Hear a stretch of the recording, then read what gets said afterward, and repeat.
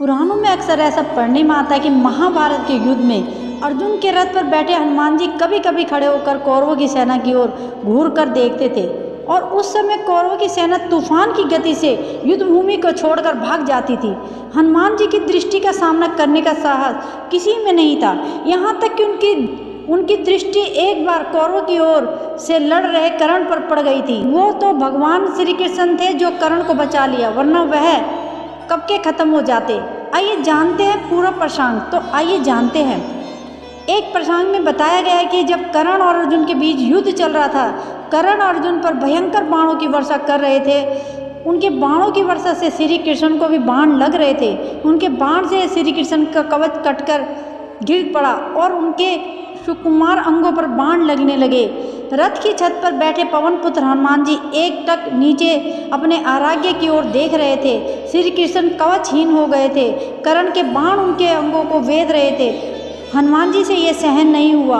आकाश में वह गर्जना करके दोनों हाथ उठाकर कर्ण को मार देने के लिए उठ खड़े हुए। हनुमान जी की भयंकर गर्जना से ऐसा लगा मानो ब्रह्मांड भर गया हो। कौरव सेना तो पहले ही भाग चुकी थी, अब पांडव पक्षी की सेना भी उनकी गर्जना से भय से कांपने लगी। हनुमान जी का क्रोध देख कर्ण के हाथ से धनुष छूटकर गिर गया। भगवान श्री कृष्ण ने तत्काल उठाकर अपना दायां हाथ उठाया और हनुमान जी को स्पर्श करके सावधान किया। बोले, तुम्हारे क्रोध करने का समय नहीं है। श्री कृष्ण के स्पर्श से हनुमान जी रुक गए, किंतु उनकी पूंछ खड़ी होकर आकाश में हिल रही थी। उनके दोनों हाथों की मुट्ठी बंद थी, उनकी आंखों में मानो आग भरी हो। हनुमान जी का क्रोध देखकर कर्ण और उनके सारथी कांपने लगे। हनुमान जी का क्रोध शांत न होते देखकर श्री कृष्ण ने कड़े स्वर में कहा, मेरी ओर देखो। अगर तुम इस प्रकार कर्ण की ओर कुछ क्षण और देखोगे तो कर्ण तुम्हारी दृष्टि से ही मर जाएगा। ये त्रेता युग नहीं है। तुम्हारे पराक्रम को तो दूर, तुम्हारे तेज को भी कोई सहन नहीं कर सकता।